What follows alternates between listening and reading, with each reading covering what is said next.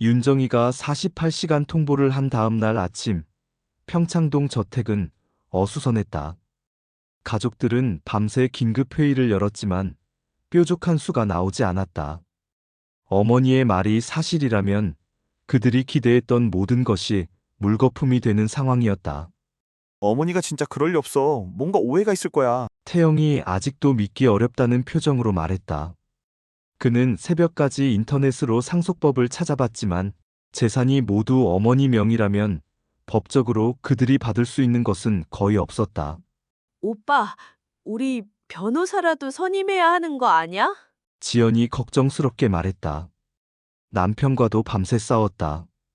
시댁 재산을 기대하고 있던 남편이 네가 제대로 알아보지도 않고 뭘 했냐며 화를 냈기 때문이다. 변호사비도 만만치 않을 텐데. 유미가 중얼거렸다. 그녀도 친정 부모에게 연락해 상황을 설명했지만 네가 똑똑하지 못해서 그런 거야라는 질책만 들었다. 일단 어머니와 직접 대화해보자. 분명히 방법이 있을 거야. 준호가 제안했다. 하지만 정희는 아침 일찍 집을 나가버렸다. 정장을 차려입고 서류 가방까지 들고 나가는 모습이 어제까지의 평범한 어머니와는 완전히 달랐다. 오전 10시 정희는 강남의 한빛건설 본사에 도착했다. 1층 로비에서부터 직원들이 그녀를 맞이했다. 사장님 안녕하세요. 고생 많으셨습니다. 회장님 장례 때문에 많이 힘드셨죠? 직원들의 인사를 받으며 정희는 전용 엘리베이터로 최고층인 20층으로 올라갔다. 사장실은 넓고 우아했다. 큰 창으로 한강이 내려다 보였고 벽면에는 그동안 완성한 프로젝트들의 사진이 걸려 있었다. 사모님, 아니, 사장님, 김성우 부장이 들어왔다. 어제 아드님들이 오셨던데 많이 놀라신 것 같았어요. 그럴만하지. 평생 아버지가 사장인 줄 알고 살았으니까. 정희는 의자에 앉으며 말했다. 오늘부터는 제가 직접 나서겠어요. 더 이상 뒤에 숨어 있을 이유가 없으니까. 알겠습니다.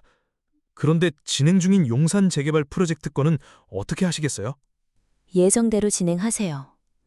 저희가 20년 전부터 준비해온 일이잖아요. 정희는 서류를 펼치며 업무 브리핑을 받기 시작했다. 남편이 살아있을 때는 중요한 결정만 내렸지만 이제는 모든 업무를 직접 챙겨야 했다. 그 시각 평창동 저택에서는 태영이 다시 한번 한빛건설을 찾아가려고 준비하고 있었다. 형, 나도 같이 갈게. 준호가 따라 나섰다. 이번에는 확실히 해야 해. 어머니를 만나서 직접 이야기해보자. 두 사람은 다시 강남으로 향했다. 한빛건설 로비에서 태영은 안내 데스크에 다가갔다. 윤정희 사장님을 뵙고 싶은데요. 성함이 어떻게 되세요? 아들 오태영입니다. 안내원이 내선 전화를 걸었다. 사장님, 아드님이 오셨다고 하는데요. 네, 알겠습니다. 안내원이 전화를 끊더니 말했다. 죄송합니다. 사장님께서 바쁘시다고 하시네요. 바쁘다고요? 전 사장님 아들인데요. 태영의 목소리가 높아졌다. 죄송합니다. 사장님 지시사항이에요. 결국 두 사람은 로비에서 쫓겨나다시피 했다. 이게 뭐야 대체? 태영이 화가 났다. 형, 진짜 뭔가 이상해. 어머니가 평소 어머니가 아니야. 그때 태영의 휴대폰이 울렸다. 어머니에게서 온 문자였다. 내일 오후 2시 김도연 변호사 사무실 서초구 서초대로 1234 유언장 공개 전원 참석. 짧고 명료한 문자였다. 마치 회사에서 보내는 공문 같았다. 준호야, 어머니 문자 봤어? 나도 왔어. 유언장 공개라니. 두 사람은 불안한 마음으로 집으로 돌아갔다. 그날 저녁 평창동 저택의 식사 시간은 조용했다. 정희는 평소보다 늦게 들어와서 혼자 식사를 했다. 가족들이 거실에서 기다리고 있었지만 그녀는 인사만 하고 바로 자기 방으로 올라갔다. 어머니 잠깐만요. 태영이 계단에서 불렀다. 정희가 돌아봤다. 내일 유언장 공개 전에 우리끼리 이야기 좀 해요. 뭔가 오해가 있는 것 같아서요. 오해? 정희의 목소리는 차갑했다. 태영아, 무슨 오해를 말하는 거니? 어머니가 갑자기 이렇게 변하시니까 우리가 적응하기 어려워서요. 변했다고? 나는 원래 이런 사람이었어. 너희가 몰랐을 뿐이지. 그럼 정말 저희를 내쫓으시라는 거예요? 지연이 계단 아래서 물었다. 내쫓는 게 아니라 독립하라는 거야. 너희 모두 충분히 자립할 나이잔게. 어머니, 우리가 뭘 잘못했어요? 유미가 울먹이며 말했다. 정희는 잠깐 그들을 내려다봤다.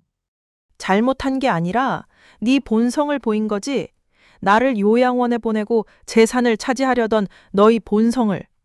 그건 어머니를 위해서였어요. 내가 바보로 보이니? 67년을 살아온 사람이 그 정도 속셈도 못 알아볼까? 정희는 더 이상 대화하지 않고 방으로 들어갔다. 문이 닫히는 소리가 쿵 하고 울렸다. 다음 날 오후 2시, 서초구의 법무법인 정도는 긴장감으로 가득했다. 회의실에는 윤정혜, 태영, 지연, 준호, 유미가 모여 앉았다. 맞은편에는 변호사 김도연이 두꺼운 서류 뭉치를 앞에 놓고 앉아 있었다. 안녕하세요. 저는 고 오세준 회장님의 법률 대리인 김도현 변호사입니다. 김도연은 40대 중반의 품격 있는 남성이었다. 정희와는 20년 넘게 알아온 사이였다. 오늘은 오세준 회장님의 유언장을 공개하는 자리입니다. 유언장은 지난해 작성되었고 2명의 증인이 참석한 가운데 공증받은 것입니다.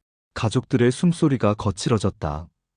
태영은 손바닥에 땀이 났고 지연은 입술을 깨물었다. 유미는 남편의 손을 꽉 잡았다. 그럼 유언장을 읽어드리겠습니다. 김도연이 봉인된 유언장을 열었다. 나, 오세준은 정신이 명료한 상태에서 이 유언장을 작성한다. 변호사의 목소리가 회의실에 울렸다. 첫째, 장남 오태영에게 현금 1억 원을 준다. 이는 그가 성인이 된 후 사업 실패로 인한 손실을 여러 차례 메워준 것을 고려한 것이다. 태영의 얼굴이 붉어졌다. 자신의 빈 이야기가 유언장에 적혀 있다는 것이 창피했다. 둘째, 차녀 오지연에게 현금 1억 원을 준다. 이는 그녀가 결혼 후 지속적으로 친정에 의존해온 것을 고려한 것이다. 지연도 고개를 떨어뜨렸다. 셋째, 막내 오준호에게 현금 1억 원을 준다. 이는 그가 아직 젊으니 스스로의 힘으로 살아가라는 의미이다. 준호는 1억 원이라는 액수에 실망했다. 기대했던 것보다 너무 적었다. 넷째, 며느리 박유미에게는 아무것도 주지 않는다. 그녀는 우리 가족이 아니다. 유미의 얼굴이 새파랗게 질렸다. 다섯째, 나머지 모든 재산은 아내 윤정희에게 남긴다. 김도연이 잠깐 멈추더니 계속 읽었다. 윤정희는 나의 평생 동반자이자 사업의 실질적 파트너였다. 한빛건설을 일으킨 것도 위기를 극복한 것도 모두 그녀의 힘이었다. 나는 단지 얼굴 마담 역할을 했을 뿐이다. 가족들이 숨을 죽였다. 아이들아, 너희 어머니가 얼마나 대단한 분인지 이제라도 알아라. 그리고 더 이상 그녀에게 의존하지 말고 스스로 살아가라. 2024년 3월 15일 오세준. 유언장 낭독이 끝났다. 회의실은 조용했다. 김도연이 서류를 정리하며 말했다. 그리고 이제 윤정희 사장님의 재산 목록을 공개하겠습니다. 그가 새로운 서류를 펼쳤다. 평창동 저택 시세 220억 원, 강남구 태안로 한빛빌딩 시세 180억 원, 분당구 토지 3필지 시세 50억 원, 한빛건설 주식 51% 시세 100억 원, 기타 예금 및 투자 자산 50억 원, 총 600억 원입니다. 600억. 태영이 중얼거렸다. 그들이 받는 1억 원은 전체의 6분의 1도 안 되는 금액이었다. 그리고 한 가지 더 말씀드릴 것이 있습니다. 김도연이 정희를 바라봤다. 윤정희 사장님께서는 평창동 저택에서 48시간 내에 퇴거하지 않으시면 법적 조치를 취하겠다고 하셨습니다. 법적 조치라뇨? 준호가 놀라 물었다. 부당 점거죄로 고발하시겠다는 뜻입니다. 이 집은 윤정희 사장님 소유이고 더 이상 거주 허가를 내주지 않겠다는 입장입니다. 태영이 벌떡 일어났다. 어머니, 이게 뭐예요? 우리가 뭘 잘못했다고 이렇게까지 하세요? 정희가 처음으로 입을 열었다. 태영아, 네가 지난 10년간 빚 갚는다고 얼마나 많은 돈을 썼는지 아니? 그건 30억이야. 네 빚 때문에 아버지가 얼마나 걱정했는지 아니? 태영이 할 말을 잃었다. 지연아, 넌 어떻고? 결혼 이후 친정에서 받아간 돈이 얼만지 아니? 어머니. 15억이야. 매번 급하다고 이번 한 번만이라고 하면서 가져갔지. 지연도 고개를 들지 못했다. 준호야, 넌 아직 젊으니까 1억이라도 제대로 써라. 그리고 유미, 정희가 며느리를 바라봤다. 너는 내 가족이 아니야. 내 아들과 결혼했다고 해서 내 재산에 권리가 있는 건 아니거든? 어머니. 그렇게까지 말씀하실 필요 있어? 너는 나를 요양원에 보내려고 했잖아. 그리고 내 집을 차지하려고 했고. 정희는 일어서며 마지막 말을 남겼다. 내일까지야. 내일 저녁 6시까지 모두 나가지 않으면 경찰을 부를 거야. 어머니! 가족들이 소리쳤지만 정희는 돌아보지 않고 나가버렸다. 회의실에 남은 가족들은 멍하니 앉아 있었다. 이제 어떡해. 지연이 울먹였다. 일단 집부터 구해야겠어. 태영이 한숨을 쉬었다. 1억 원으로 뭘 할 수 있겠어? 유미가 절망적으로 말했다. 내가 아무것도 못 받는다니. 이럴 줄 알았으면 결혼 안 했어. 그날 밤 평창동 저택은 마지막 밤을 보내는 가족들로 시끄러웠다. 짐을 싸는 소리, 전화하는 소리, 우는 소리가 뒤섞였다. 정희는 서재에서 혼자 차를 마시며 창밖을 바라봤다. 내일이면 정말로 혼자가 된다. 67년 인생에서 처음으로 무섭기보다는 홀가분했다. 드디어 자기 자신으로만 살 수 있게 됐으니까. 휴대폰이 울렸다. 김도연에게서 온 문자였다. 사모님, 모든 절차가 완료됐습니다. 내일부터는 진짜 자유롭게 사실 수 있겠네요. 정희는 미소를 지으며 답장을 보냈다. 고마워요. 새로운 시작이네요. 창밖으로 한강이 반짝이고 있었다. 내일부터는 진짜 윤정희의 인생이 시작될 것이다. 집에서 쫓겨난 지 한 달이 지났다. 각자의 자리에서 적응하며 살아가고 있었지만 그 결과는 제각각이었다. 강남구의 낡은 고시원 302호. 준호는 새벽 5시에 눈을 떴다. 3평 남짓한 방에는 침대와 작은 책상, 그리고 옷걸이 하나가 전부였다. 공용 화장실과 샤워실을 사용해야 하고 벽이 얇아서 옆방 소음이 다 들렸다. 하지만 준호의 표정은 의외로 밝았다. 오늘도 힘내자. 그는 작은 거울을 보며 중얼거렸다. 어제 드디어 취업에 성공했기 때문이다. 작은 중소기업이지만 정직한 회사였고 월급도 적당했다. 무엇보다 자신의 실력만으로 얻은 일자리였다. 준호는 간단히 세수를 하고 편의점 도시락으로 아침을 때웠다.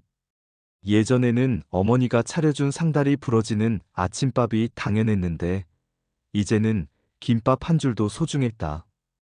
회사로 가는 지하철 안에서 준호는 어머니에게 문자를 보냈다.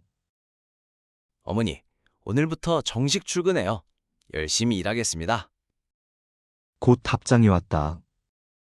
잘했다. 몸 건강히 해라. 짧지만 따뜻한 메시지였다. 준호는 미소를 지었다. 그 시각 서울 외곽 원룸에서 태영은 술병을 들고 있었다. 이른 새벽부터 소주를 마시고 있었다. 테이블 위에는 빛 독촉장들이 쌓여 있었다. 빌어먹을. 어머니가 이렇게까지 할 줄이야. 태영은 중얼거리며 또 한 잔을 비웠다. 1억 원은 급한 비닐불을 갚고 나니 금세 바닥이 났다. 남은 빚도 여전히 20억이 넘었다. 회사에서는 이미 해고 통지를 받았다. 개인 빚 문제가 회사에까지 영향을 미쳤기 때문이다. 이제 수입도 없이 이자만 눈덩이처럼 불어나고 있었다. 어머니한테 다시 빌어볼까? 하지만 태영은 곧 고개를 저었다. 어머니의 차가운 눈빛이 떠올랐다. 더 이상 용서는 없을 것 같았다. 한편 분당의 투룸에서는 지연이 아이들 아침을 준비하고 있었다. 냉장고에는 별로 들어있는 게 없었다. 계란과 김치, 그리고 어제 남은 밥이 전부였다. 엄마, 오늘도 계란 후라이야? 초등학생 딸이 불만스럽게 말했다. 미안해. 엄마가 곧 맛있는 거 해줄게. 지연은 미안한 마음으로 딸의 머리를 쓰다듬었다. 1억 원으로 전세를 구하고 생활비로 쓰다 보니 벌써 절반이 줄어들었다. 남편과는 매일 돈 때문에 싸우고 있었다. 남편도 회사 일이 바빠 추가 수입을 올리기 어려운 상황이었다. 여보, 처가에 다시 한번 부탁해 볼 수는 없을까? 남편이 조심스럽게 말했다. 안 돼. 어머니가 그렇게 선을 그었는데 어떻게 다시 가겠어? 지연도 자존심이 있었다. 하지만 현실은 점점 팍팍해져만 갔다. 그 시각 평창동 자택에서 정희는 여유롭게 아침을 준비하고 있었다. 넓은 주방에서 혼자 만드는 식사는 간단했지만 마음은 한결 편안했다. 어젯밤 준우에게서 온 취업 소식이 기뻤다. 역시 막내가 가장 현실적이고 적응력이 빨랐다. 정희는 커피를 마시며 신문을 읽었다. 한빛건설이 진행 중인 용산 재개발 프로젝트가 신문에 크게 실렸다. 그녀가 직접 나서서 이루어낸 성과였다. 사장님이 직접 나서시니까 일이 훨씬 빨리 풀리네요. 어제 김성우 부장이 한 말이었다. 정희는 뿌듯했다. 오전 10시 정희는 한빛건설에 출근했다. 요즘은 매일이 새로웠다. 30년 동안 그림자로만 있다가 이제야 주인공이 된 기분이었다. 사장님, 오늘 오후에 용산구청장과 미팅이 있습니다. 김 부장이 일정을 브리핑했다. 알겠어요. 그리고 준호, 오준호에 대해서 알아본 거 있어요? 네, 중소기업에 취업했다고 하더라고요. 성실하게 출근하고 있다고 합니다. 정희는 안도했다. 준호만큼은 제대로 살아가고 있는 것 같았다.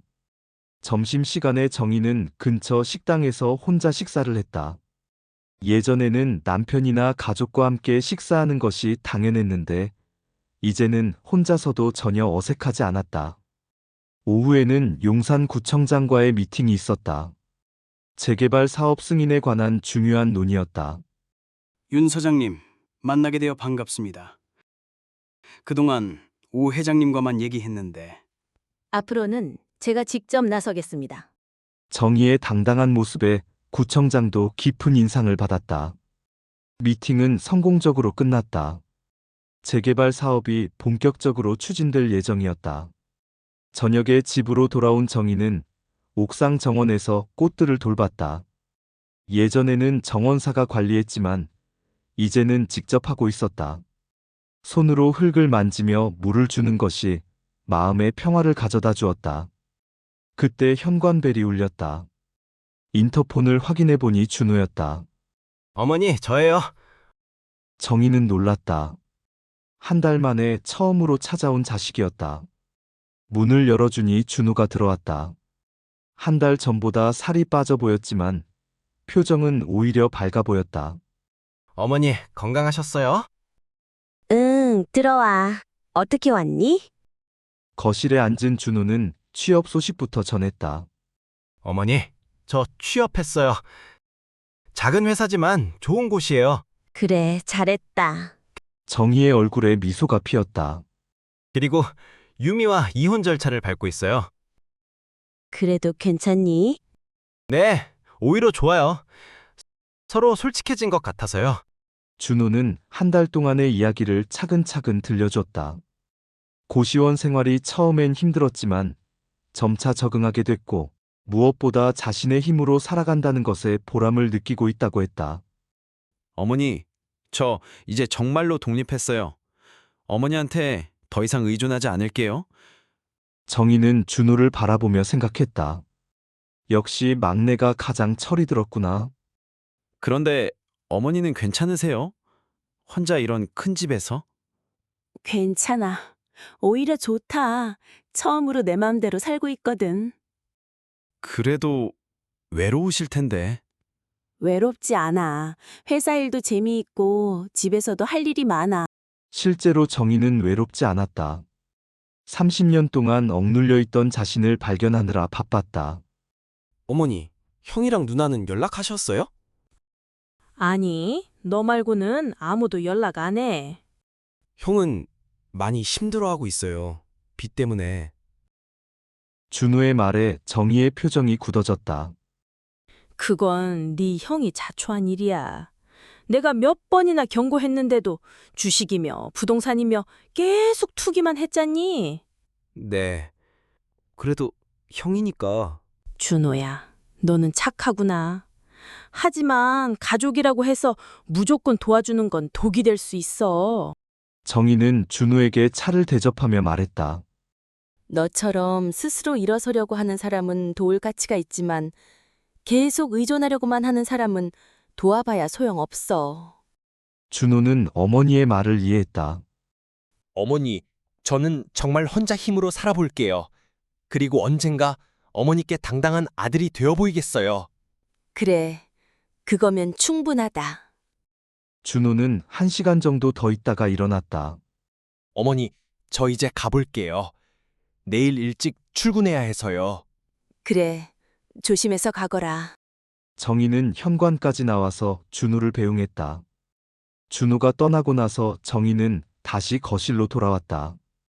뿌듯한 마음이었다. 적어도 한 아이는 제대로 키웠구나 하는 생각이 들었다. 다음 날 아침, 정희는 평소보다 일찍 일어났다. 오늘은 중요한 투자자들과의 미팅이 있는 날이었다. 용산 재개발 프로젝트에 참여할 대형 건설사들과의 협상이었다. 사장님, 오늘 미팅 준비는 완료됐습니다. 김성우 부장이 보고했다. 고맙습니다. 이번 프로젝트가 성공하면 우리 회사가 한 단계 더 성장할 수 있을 거예요. 미팅은 성공적이었다. 정의의 전문적이고 당당한 모습에 투자자들도 깊은 인상을 받았다. 30년 동안 뒤에 숨어 있었지만 이제는 당당히 자신의 실력을 인정받고 있었다. 그 시각 준호는 동료들과 회식 자리에 있었다. 작은 회사였지만 분위기가 좋았다. 준호 씨, 정말 성실하시네요. 신입사원 중에 이렇게 열심히 하는 사람 처음 봐요. 선배가 칭찬했다. 감사합니다. 앞으로도 열심히 하겠습니다. 준호는 소주 한 잔을 마시며 생각했다. 이제 정말 새로운 인생이 시작된 것 같았다. 집으로 돌아가는 길에 준호는 어머니께 문자를 보냈다. 어머니, 오늘 회식이 있었어요. 회사 분위기가 정말 좋아요. 어머니도 건강하세요. 곧 답장이 왔다. 잘했다. 좋은 사람들과 함께 일하는 게 중요해. 준호는 미소를 지었다. 어머니도 새로운 삶을 살아가고 있고 자신도 독립적인 삶을 시작했다. 이제 정말 각자의 길을 걸어가는 것이었다. 그렇게 시간이 흘러갔다. 정희는 새로운 삶에 완전히 적응해갔고 준호는 성실하게 직장 생활을 이어갔다. 어느 날 밤 정희는 옥상 정원에서 서울 야경을 바라보며 생각했다. 내가 한 선택이 옳았을까? 하지만 곧 고개를 끄덕였다. 준호를 보면 확신할 수 있었다. 때로는 냉정한 사랑이 진짜 사랑일 수 있다는 것을. 바람이 불어왔다. 67세의 새로운 인생을 축복하는 바람 같았다.